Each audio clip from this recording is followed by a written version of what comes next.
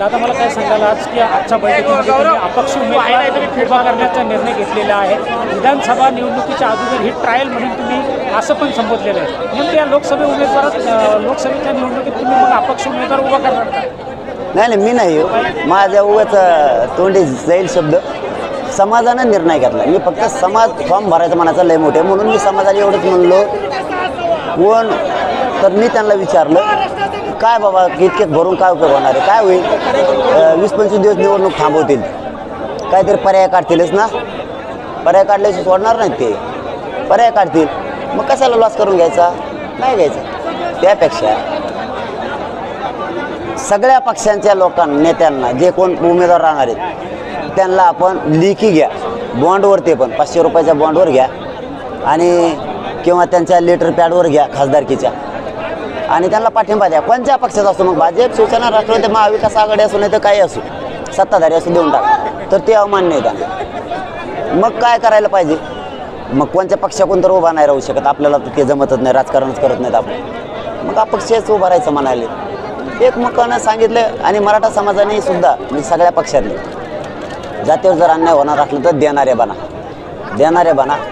तुम्ही जर आता ज्या बैठक होणार आहेत त्याच्यात जर विरोध केला की नको खासदारकी किंवा नको आमदारक्या लढायच्या मराठ्यांनी, मग तुम्हाला तुमच्या नेत्यासाठी करायचं का आणखीन बी जातीसाठी नाही करायचं का, असा अर्थ होणार आहे। त्यामुळे सगळ्या मराठ्यांनी एकमुखानं लढावं आणि सगळ्या जाती धर्मांना सुद्धा सांगतो मी, जर मराठ्यांचा हा निर्णय झालाच, मराठ्यांनी घेतला, राजकारण माझा मार्ग नाही, मी डिक्लेअर केलं तुमच्यासमोर, मी उभा बी राहणार नाही हे पण डिक्लेअर केलं, तर तुमच्या पुढे एकच पर्याय आहे की सगळ्या जाती धर्मांच्या लोकांनी सुद्धा मुस्लिम बांधवांचा प्रश्न मिटत नाही, त्यांचाही मिटवायचा असेल तर त्यांना देणारं बनावं लागणार आहे। धनगर बांधवांच्या आरक्षणाचा प्रश्न जर मिटवायचा असला त्यांनाही देणारच बनावं लागणार आहे। 12 बलुतेदारांचा वेगळा प्रवर्ग करायचा असेल तर त्यांनाही देणारं बनावं लागणार आहे। मग जात कोणची असो, दीनदलित असो, दलित बांधव असो, त्यांनाही न्याय मिळणार नसला तर त्यांनीही देणारं बनल्याशिवाय पर्याय नाही। सगळ्या जातीच द्यायचे एक त्याला काय होतं, असं म्हणायचंच नाही सगळेच मराठीचे, सगळेच मुस्लिम बांधवाचे, सगळेच बौद्ध बांधवांचे, दलित बांधवाचे, सगळ्याच देऊन टाकायचं आणि ताकदीनं सगळ्यांनीच काम करायचं तुटून। कारण तुमचा उद्देश काय आहे, ते आपली जिरवायला लागलेत, त्यांचे जिरव, ते आपले जिरवायला लागलेत, मग त्यांची जर जिरवायची तर तुम्हाला एकमुखानं सगळ्याला लढावं लागणार आहे। ठेवू नको तेवू नको म्हणायचं कामच नाही, दिला की सुरू। उमेदवार निवडताना आता मराठा समाजामध्ये अनेक जण अपेक्षित असणार आहेत, मग यात कसं करणार? मी तेच सांगितलं, तुमच्यावरती अन्याय होतोय, तुमच्या मराठ्यांचे ते जिरवायला निघालेत, मग तुमच्या डोळ्यासमोर दे पाहिजे कोणी असू देऊ दिलेला पक्ष, ते आपले जिरवायला निघाले त्यांची जिरवायची आणि देणारच आपण बनायचं। कारण ही का लहान समाज नाही आहे, बना देणारच, कळू द्या ना शक्ती मराठ्यांची, होऊन जाऊ द्या, कळू द्या मराठ्यांची।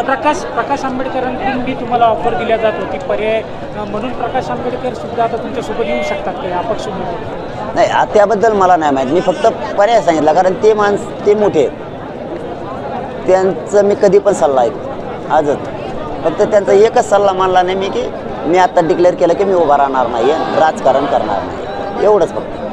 बाकीचं तर त्यांच्याच मनासारखं झालं आहे, 12 बलुतेदारांच्या मनासारखं झालं आहे, प्रकाश आंबेडकर साहेबांच्या मनासारखं झालं आहे, मुस्लिम बांधवांसारखं झालं आहे, धनगर बांधवांच्या मतासारखं झालं आहे, सगळ्यांच्या मतासारखं झालं आहे। मग हरकत काय, जात डोळ्यासमोर ठेवा, ते जर जातीचे जिरवायला लागले आपल्या तर त्यांचे जिरवून टाका, मोकळे व्हा।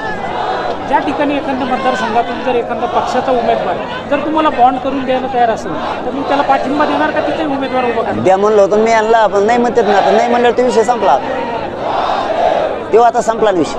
मी त्यांना म्हणलं ना सोपं करा, आपलं काय नाही खासदारकी त्याचा, आपला राज्यात विषय नाही ऐकला समाजाने। आता काय मी का निर्णय घेतला ते मला म्हणायचं तुम्ही सांगा मार्ग, म्हणून मी ते माझ्यावर हे करायचं म्हणलं, आता जर एवढं म्हणतात तर आपण मार्गदर्शन करायला हरकत। आता 30 तारखेपर्यंत गावागावात बैठका होईल, आता 30 तारखेपर्यंत गावागावात बैठका होईल, उमेदवार निश्चित होईल, त्यानंतरची तुमची तयारी काय असेल आणि समाजाला तुमचं आव्हान काय असणार? नाही, उमेदवार नाही निश्चित होईल, ते फक्त गावात चर्चा करणार आहे, जिल्ह्यातून एक अपक्ष द्यायचा ठरला, मग तो कोणत्या जातीचा असेल किंवा तो कोणाचा असेल माहीत नाही, इच्छा एवढीच आहे जिरवायची त्यांची, ती आपली जिरवायली, तर मग उमेदवार कोणी बी असो, फक्त एक मत गावाचं बघा, मराठ्यांचं काय मत हे मला सांगा, मग 30ला आपण निर्णय घेऊ. आता काही पक्षातल्या उमेदवारांनी असं सोशल मीडियावर व्हायरल करायला सुरुवात केलेलं आहे. मी मराठा, मी पूर्वीपासून मराठा समाजाच्या आंदोलनात सहभागी आहे, त्यामुळे मी मराठा उमेदवार असं स्वतःहून घोषित करणं सुरू केलेलं आहे. म्हणतच असते ना, लेकरं शेवटी काय असतं, पोरं आहेत, करू द्या ना. परंतु एक उमेदवार ज्यावेळेस दिला जाईल तो कोणत्या जाती धर्माचा असेल, तो मराठ्यांनी, तो मराठी मान्य करा. कारण आम्हाला आमची नाही जिरवायची, ते आमची जिरवायला लागले तर त्यांची जिरवायची. मला शेवटचं आता समाजाला तुम्ही या निवडणुकीतून काय आव्हान करणार?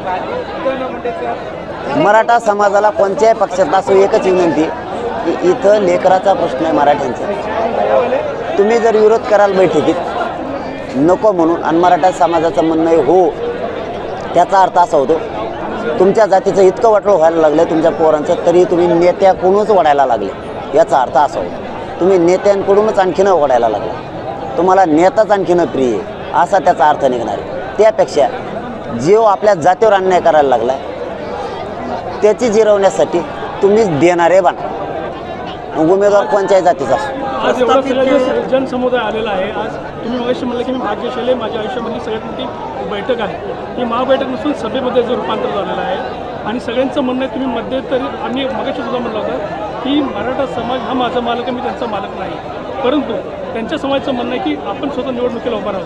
नेमकी भूमिका काय असणार? नाही, मी डिक्लेअर केलं ना मगाशी, मी राजकीय मार्ग पण नाही आणि मी उभा पण नाही राहणार. मी स्पष्ट सांगितलं. शेखरवरील सभेसंदर्भात आज निर्णय होईल असं वाटलं होतं, मात्र त्या संदर्भात काही निर्णय झालेला आहे? निर्णय घ्यायचाच होता तो, पण तो याच्यासाठी थांबला निर्णय. त्याचे कारण पण तसेच येतं की जर हे निवडणुकीचं ठरलं 30 तारखेला तर ती सभा होणार आहे, आणि जर नाही ठरली ती, आता जर उमेदवार नाही ठरले 30 तारखेला, समजा मराठ्यांचं एकमत झालं नाही झालं या अनेक प्रकार आहेत त्याच्यात, जर नाही झालं तर मग ते पुढच्या कामाला येणार आहे. महत्त्वाचा प्रश्न दादा, एकच शेवटचा प्रश्न होता माझा. प्रस्थापित जे आमदार खासदार जे असतील म्हणजे जे आता मराठा समाजाचेच असतील, पण त्यांच्या विरुद्ध आलाडा आहे गरजवंत मराठ्यांचा, पण त्यांनी जर आता इच्छुक होऊन जर फॉर्म भरायला सुरुवात केली आणि मग मराठ्यांना वेटीस धरण्याचा परत प्रयत्न झाला तर मग तसा होऊ शकतो. मग त्यांना तिकीट मिळेल का गरजवंत मराठ्यातूनच कोणी उभा राहू?